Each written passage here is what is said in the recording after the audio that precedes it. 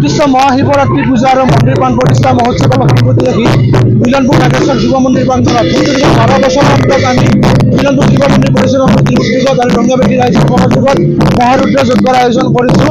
তিনিদিনীয়া বিশাল বৰ্ণাঢ্য কাৰ্যসূচীৰ মাজেৰে আমি এই ৰুদ্ৰ যজ্ঞৰ আয়োজন কৰিছোঁ।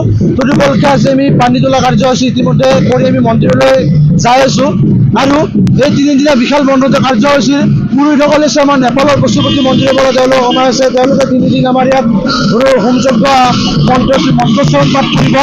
এই তিনিদিনীয়া কাৰ্যসূচী সাফল্যমণ্ডিত কৰিবলৈ আমি সমূহ ৰঙাবেটি ৰাইজৰ উপস্থিতি তথা সহায় সহযোগিতা আমি আন্তৰিকতাৰে কামনা কৰিছোঁ।